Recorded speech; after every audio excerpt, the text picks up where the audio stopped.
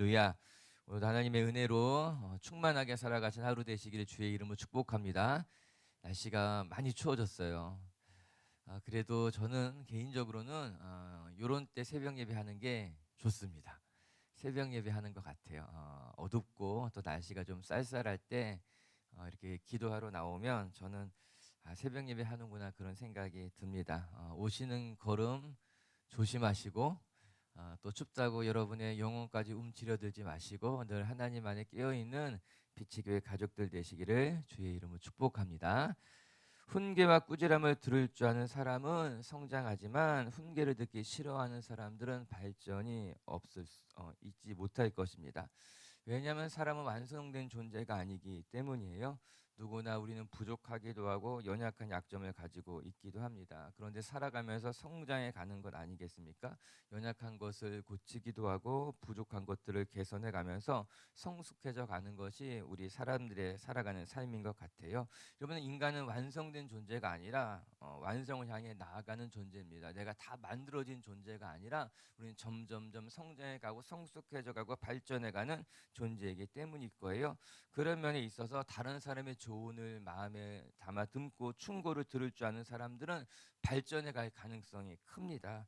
반면에 다른 사람들의 말을 전혀 듣지 않는 사람들은 자기 세상에 빠져서 자기가 보는 것이 전부인 줄 착각하게 되고 자기가 아는 것이 전부인 줄 착각하는 것으로 말미암아 때로는 오해를 받기도 하고 또 때로는 자신의 한계를 경험하면서 성장하기 어려워가는 경우들이 있어요. 우리 1절 말씀이 이렇게 시작이 됩니다. 어떤 사람이 지혜로운 사람인가? 같이 한번 읽어보겠습니다. 시작. 지혜로운 아들은 아비의 훈계를 들으나 거만한 거만한 자는 자는 꾸지람을 꾸지람을 즐겨 즐겨 듣지 듣지 아니하느니라. 아니하느니라. 지혜로운 사람이 어떤 사람인가? 아비의 훈계를 들을 줄 아는 사람이 지혜로운 사람이라고 하는 거예요. 반면에 지혜롭지 못한 사람은 어떤 사람인가?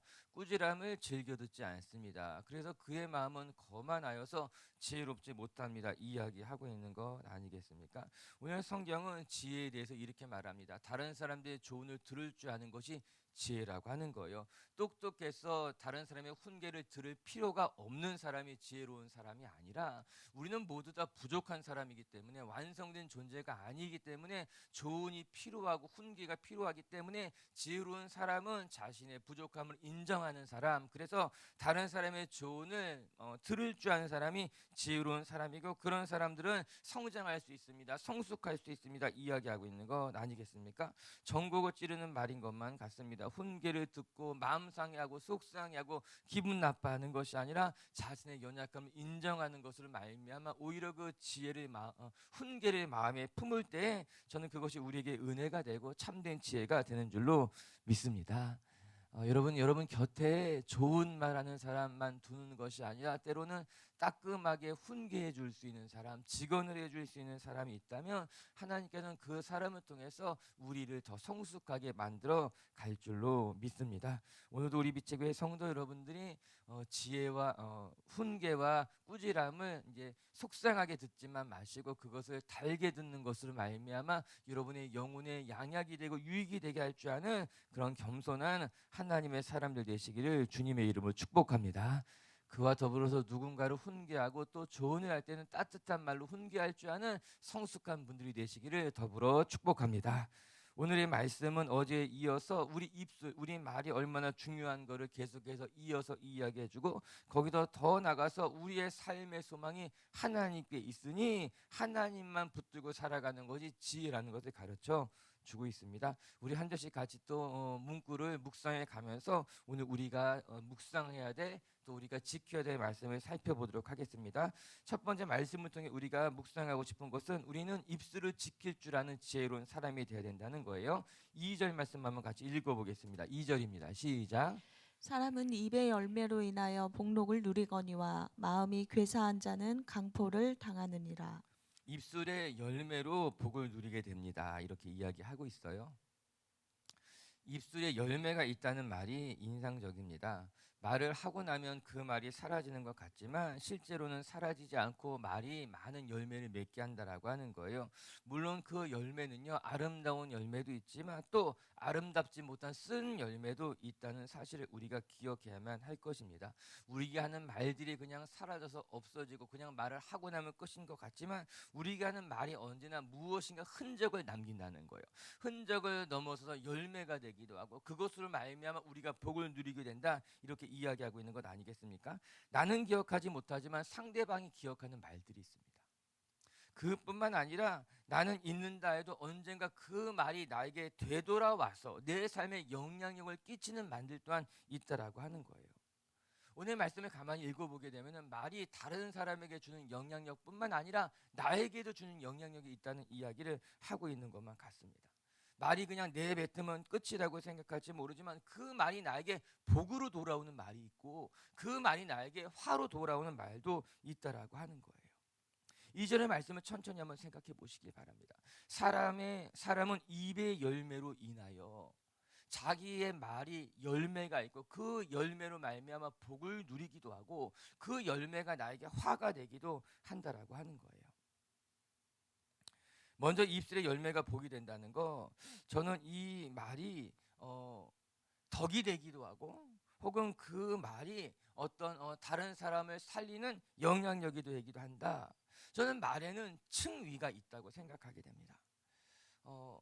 제일 위에 있는 겉으로 보이는 말이 있고 그 겉으로 보이는 말 그 밑에 층에는 그 말을 품고 있는 뜻이 있고 내용이 있고 의미가 있고 속 사정이 있다는 거죠.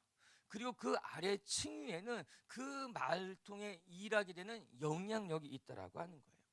뭐 쉽게 말한다면 말에는 표현이 있고 그 표현 안에는 말이 담고 있는 뜻이 있고 의미 있고 그리고 그 안에 더 깊은 곳에는 그 말이 일하게 되는 영향력이 있고 힘이 있다라고 하는 것이에요. 사람들은 흔히 1차적인 그 표면에 있는 말로 사람을 판단하기가 쉽습니다. 그 사람이 얼마나 말을 내 마음에 들게 하는가, 말을 얼마나 아름답게 하는가, 적절하게 할 줄 아는가, 말의 겉 표면도 중요할 것입니다. 그래서 경우에 합당한 말을 하는 것은 중요한 이야기겠지요. 그 사람에게 적절하게 말할 줄 아는 적절한 표현, 적절한 단어, 적절하게 내 마음을 표현하는 것도 중요한 일이겠지만 그것이 전부는 아니라고 하는 거예요. 그 말의 한층 아래에는 그 말이 가지고 있는 뜻이 있을 것이고 내용이 있을 것이고 의미도 있게 되는 건 아니겠습니까? 그렇다면 우리는 표현도 중요하지만 내가 어떤 마음으로 그 마음으로 내가 어떤 뜻을 가지고 살아가는가 역시 중요할 거예요. 그래서 예수님은 무엇이라 말씀하셨는가 하면은 너 마음에 있는 것이 바깥으로 표현된다고 이야기하고 있는 것 아니겠습니까? 그런 면에 있어서 저는 우리 빛의 식구들이 말의 제일 첫 번째 층이 표현뿐만 아니라 그 말 안에 있는 의미, 뜻, 여러분의 마음을 잘 다스릴 줄 아는 사람이 되어야 된다, 그런 이야기를 여러분에게 전해드리고 싶은 거예요. 그런데 그뿐만 아니라 그 깊은 내면에는 그 말이 가지고 있는 영향력이 있다는 걸 또한 기억해야 된다는 거죠. 이 말이 단지 표현이 아니라 단지 뜻이 전달되는 것이 아니라 그 깊은 곳에서는 말이 가지고 있는 힘이 있다는 거예요. 말이 가지고 있는 영향력이 있다라고 하는 거예요. 오늘 성경은 말이 가지고 있는 열매가 있으니 그 열매가 나에게 복이 되기도 하고 나에게 화가 되기도 한다고 이야기하고 있는 건 아니겠습니까? 그 입술의 열매로 말미암아 복을 누리는 사람이 있고 그 입술의 열매로 말미암아 화를 당하는 사람도 있다라고 하는 거예요. 여러분 축복합니다. 여러분이 하는 그 말이 여러분에게 복으로 돌아오고 여러분이 하는 그 말로 말미암아 여러분이 하나님의 은혜를 누릴 줄 아는 입술의 열매가 복이 되는 성도님들 되시기를 주의 이름으로 축복합니다. 뿐만 아니라 이 말이 어떻게 우리 이 말을 다스려야 되는가, 우리 3절 말씀 한번 같이 읽어볼게요. 3절입니다. 시작. 입을 지키는 자는 자기의 생명을 보전하나 입술을 크게 벌리는 자에게는 멸망이 오느니라. 3절 역시 동일하게 내가 말하는 것이 나에게 복이 되기도 하지만 내가 말하는 것이 나에게 화가 된다는 말을 이어서 하고 있습니다. 경우에 합당하게 하는 말이 얼마나 중요한 일인가 또 어려운 일인가 이야기하고 있는 거예요. 말을 잘하는 경우에는 말을 잘하는 경우에 합당하게 하는 사람들은 사실 그렇게 많은 것 같지 않아요. 정말 필요한 말을 그 상황에 적절하게 적절한 단어를 사용해서 할 줄 아는 사람들은 흔하지 않은 것 같아요. 그래서 어떻게 보게 되면은 말이라고 하는 것이 교육이고 가르침을 잘 받아야 되는 거죠. 내 마음에 있는 것을 잘 표현할 줄 아는 것이 중요하고, 또 그뿐만 아니라 그 경우에 합당한 단어들, 어휘들을 선택해서 말하는 것 역시 중요한 것만 같은 거예요. 그래서 적절하게 말할 줄 아는 것이 중요하죠. 그런데 오늘 성경은 우리에게 말을 잘하는 것, 경우에 합당하게 말하는 것도 중요하지만, 또 한편으로는 너의 입술을 지킬 줄 아는 것이 더 중요할 수도 있다라고 하는 겁니다. 즉 침묵이 금이 된다라고 하는 거예요. 웅변은 은이지만 침묵은 금이 될 것이다. 말을 잘하는 것은 너무나 중요하지만 말을 멈추는 것, 침묵할 줄 아는 것은 더 중요합니다. 그렇게 이야기하고 있는 것 아니겠습니까? 우리의 삶의 자리에서 우리가 종종 경험하는 것이 내가 말을 하고 후회하는 적들이 얼마나 많습니까? 아니, 또 어떨 때는요, 내가 말을 하고 나서는 이것이 나의 진심이 아닌데라고 뒤늦게 깨닫고 그 말한 것을 후회하는 경우들도 있는 것만 같아요. 그러면 우리가 뒤늦게 깨닫게 되는 것이 무엇인가? 차라리 내가 입술을 지켰으면 더 좋았을 것인데, 차라리 내가 말을 하지 않았으면 더 좋았을 것인데, 그렇게 생각하는 경우들이 많잖아요. 그런 면에 있어서 성숙한 사람은 어떤 사람인가? 성숙한 사람은 결국은 자기의 혀를 다스릴 줄 아는 사람이 성숙한 사람이라고 하는 것입니다. 이게 성경의 이야기인 것이죠. 아마도 입술을 다스리는 것, 혀를 다스리는 것이 정말 어려운 일이기 때문에 성경은 내 혀를 다스릴 줄 아는 사람이 진짜 성숙한 사람이라고 이야기하는 것만 같습니다. 오늘도 우리 빛의교회 성도 여러분들이 여러분의 입술을 지키고, 그러므로 말미암아 후회할 말 하지 아니하시고, 여러분의 말이 여러분에게 화로 되돌아오는 것이 아니라 여러분이 하는 말이 여러분에게 복으로 되돌아올 수 있는 성숙한 하나님의 백성들 되시기를 주님의 이름으로 축복합니다. 두 번째, 또 오늘 말씀을 통해 배우게 되는 것은, 첫 번째는 우리의 입술을 다스리는 것이 중요하다고 이야기했다면, 두 번째는요, 우리의 삶에 재물이 많고 적음이 하나님께 있음을 기억하며 하나님을 바라보는 삶이 성숙한 삶이요 지혜로운 삶이라고 하는 겁니다. 우리 7절 말씀도 한번 같이 읽어볼게요. 7절 8절 말씀들은 계속해서 재물에 대한 이야기인데요, 7절 말씀 먼저 읽겠습니다. 시작. 스스로 부한 채하여도 아무것도 없는 자가 있고 스스로 가난한 채하여도 재물이 많은 자가 있느니라. 7절 말씀에는 스스로 부한 채 해도 아무것도 갖지 못한 자가 있고, 스스로 가난한 척하여도 하나님이 그를 부하게 하여서 많은 재물을 가진 사람이 있다라고 하는 겁니다. 우리가 읽은 개역개정에서는 스스로 부한 채 하여도 이렇게 번역하고 있는데, 다른 사본들, 번역본이 아니라 다른 사본들을 보게 되면은 부하게라는 이 단어를 부한 채를 부하게 이렇게 기록된 사본들이 있어요. 그래서 여러분 성경을 보게 되면은 거기에 이제 번호가 나와 있어서 밑에 찾아보게 되면 해석하는 말이 하게 이렇게 표현해 주고 있잖아요. 알려주고 있잖아요. 즉 다른 사본을 보게 되면은 스스로 내가 부하게 하여도 가난하게 되는 사람이 있고, 내가 스스로 가난하게 하여도 부하게 되는 사람이 있다, 이렇게 설명해주고 있는 거예요. 우리가 세상을 살아가다 보면은 내가 아무리 부하게 스스로 노력을 해도 부하게 되지 않는 사람도 있고, 반면에 내가 막 재물을 모으려고 하지 않아도 그냥 재물이 들어오는 사람들이 있다라고 하는 것만 같더라고요. 아마도 이렇게 여러분 우리 오랜 세월을 살아보신 분들은 이 말씀이 주는 의미, 아니면 이 말씀이 주는 무게, 몸소 경험하는 경우들이 있을 것만 같습니다.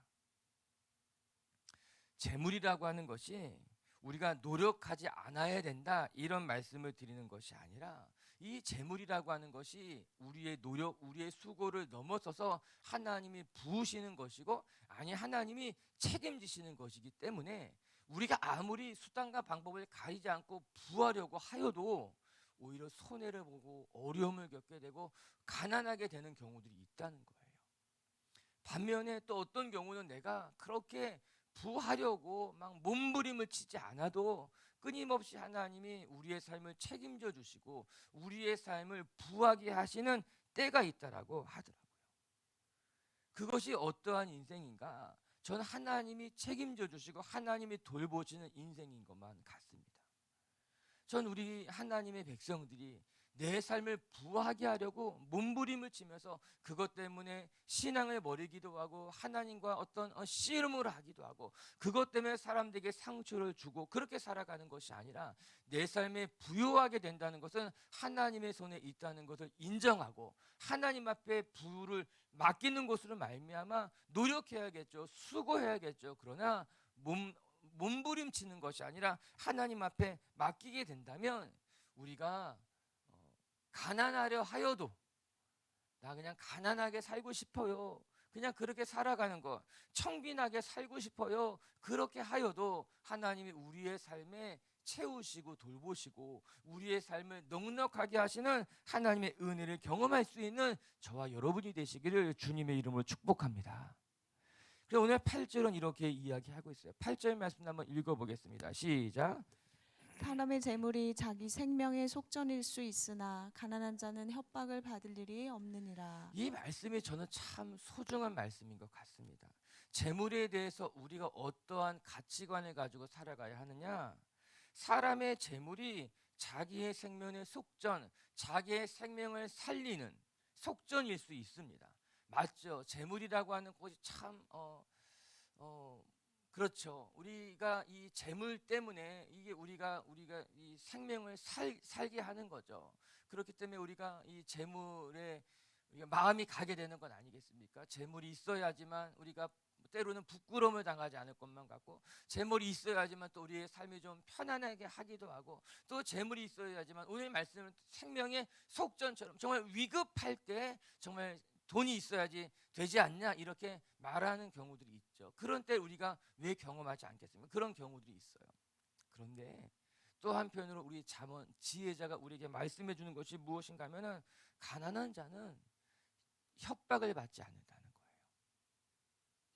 가난한 자는 재물로 말미암아 근심을 당하지 않게 된다라고 하는 거예요. 전 그 말씀이 맞는 것 같아요. 돈이 많은 사람은 돈이 많은 것만큼 근심도 많다 그러더라고요. 누가 그 근심 한번 해보고 싶습니다 하는 분들이 있는데 그렇죠. 그러나 오늘 지혜자는 우리에게 이야기해 주고 있습니다. 재물이 우리의 삶에 속전이 되기도 하지만 가난한 자는 재물로 말미암아 협박을 생명의 위협을 당하지 않게 됩니다. 그래서 우리는 재물에 목숨을 걸고 사는 것이 얼마나 위험한 것인지 또 얼마나 어리석은 것인지 기억하면서 재물의 마음을 빼앗기는 것이 아니라 가난하여도 그 가난이 주는 유익을 기억하며 살아갈 줄 아는 사람이 되어야 되는 건 아닙니까? 이야기하고 있는 건 아니겠습니까? 사랑하는 미체교회 성도 여러분, 우리가 부하게 하여도 가난하게 될 때가 있고 가난하게 하려도 우리의 삶을 채우시는 것이 있다는 것을 기억한다면 재물 때문에 몸부림치며 사는 것이 아니라 가난하여도 내 삶을 책임지는 것이 하나님이라는 것을 기억하면서 우리의 삶이, 우리의 마음이, 우리의 영혼이 넉넉하게 살아가게 될 줄로 저는 믿습니다. 그렇게 여러분의 삶을 책임지신 하나님 아버지 앞에 여러분의 삶을 맡겨볼 줄 아는 하나님의 자녀들이 되시기를 주님의 이름으로 축복합니다. 그런 면에 있어서 우리 11절을 우리에게 소중한 것을 가르쳐줘요. 11절 읽어볼게요. 시작. 망령되이 얻은 재물은 손으로 모은 것은 늘어가느니라. 아멘.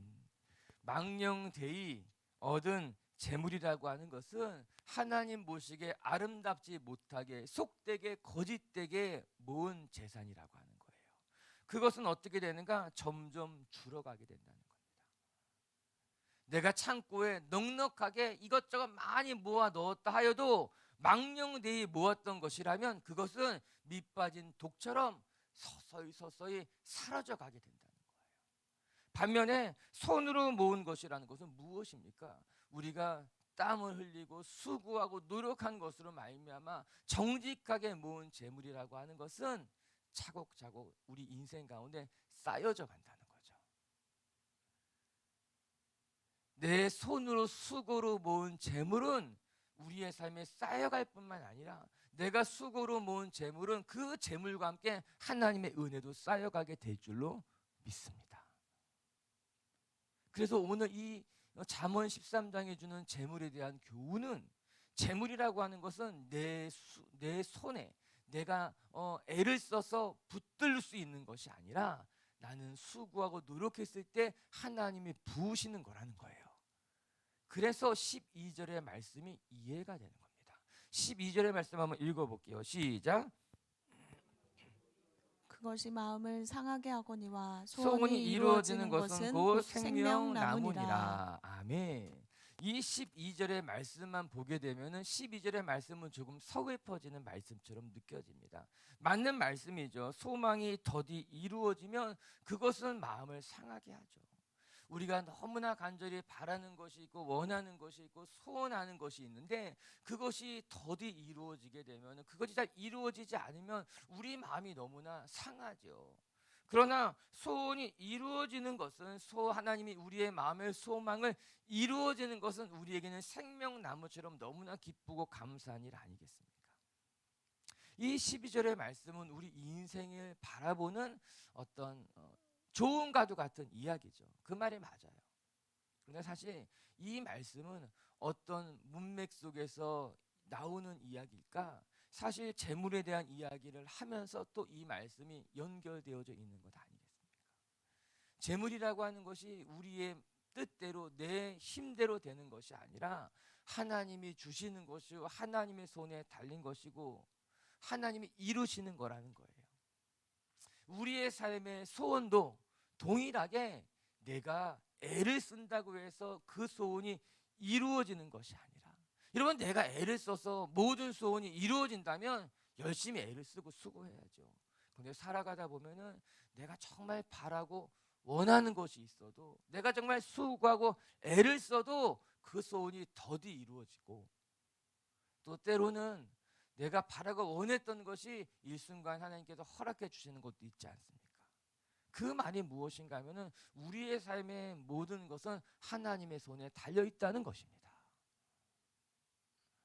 오늘도 우리 빛의교회 성도 여러분들이 여러분의 삶을 책임지시고 돌보신 하나님 앞에 여러분의 인생을 맡기셔서 하나님이 책임지고 하나님이 부으시는 것을 경험하는 성도님들 되시기를 주님의 이름으로 축복합니다. 우리 그런 의미에서 시편 말씀 한 절 읽고 마칠게요. 시편 37편 4절 말씀인데요. 같이 한번 읽고 마치도록 하겠습니다. 시작. 또 여호와를 기뻐하라. 그가 내 마음의 소원을 내게 이루어 주시리로다. 아멘. 제가 읽지 못했으니까 저도 같이 한번 읽을게요. 우리 같이 한번 다시 읽을게요. 한번 보여주세요. 우리 시편 37편 4절 시작. 또 여호와를 기뻐하라. 그가 내 마음의 소원을 너에게 이루어 주시리로다. 아멘. 아멘. 여호와를 기뻐하라. 왜냐하면 너의 마음의 소원은 내가 이루는 것이 아니라 하나님이 이루어 주시는 것이니 우리의 삶의 소원이 더디 이루어지면 속상하지만 그러나 그때 우리가 기억해야 될 것이 무엇인가? 내 마음의 소원은 하나님이 이루어 주시는 것이니 소원이 더디 이루어질 때 낙심하지 말고 하나님을 기다리신다면 하나님의 때가 되면 하나님의 소원을 이루어 주시는 것으로 말미암아 우리 영혼으로 기쁘게 하실 줄로 믿습니다. 말씀을 정리합시다. 오늘 잠언은 우리에게 이야기하기를 지혜로운 사람은 어떤 사람인가? 아비의 훈계를 들을 줄 아는 사람이 지혜로운 사람이요. 어리석은 자는 누구인가? 꾸지람을 훈계와 꾸지람을 즐겨 듣지 않은 사람이 어리석은 사람이고 지혜롭지 못한 사람이라고 하는 거예요. 오늘도 우리 비치교회 성도 여러분들이 하나님의 말씀은 우리에게 주시는 큰 조언이요, 훈계요, 가르침이요, 꾸지람이라는 것을 기억하면서 하나님의 말씀을 들으시고 언제나 겸손하게 나는 부족하니 나의 부족함을 채워주소서 고백할 줄 아는 하나님의 백성들 되시기를 주의 이름으로 축복합니다. 오늘 우리에게 주는 훈계와 가르침이 무엇인가? 첫 번째, 입술의 열매가 우리에게 복이 되기도 하고 화가 되기도 한다는 것을 기억하면서 우리 입술을 조심하고 우리의 혀를 다스릴 줄 아는 사람이 되시라. 모두 우리 비치교회 성도 여러분들이요, 여러분이 하는 말, 그 안에 담겨져 있는 의미, 그것을 넘어서서 말이 가지고 있는 능력을 기억하면서 언제나 여러분의 입술을 지킬 줄 아는 성숙한 분들 되시기를 주님의 이름으로 축복합니다. 두 번째, 재물의 많고 적음은 나의 수고를 넘어서서 하나님이 주시는 은혜임을 늘 기억하면서 여러분의 삶을 하나님 앞에 맡겨드릴 때 하나님이 채우시기도 하고 부으시기도 하는 것을 경험하는 하나님의 백성들 되시기를 주님의 이름으로 축복합니다. 같이 함께 기도하겠습니다.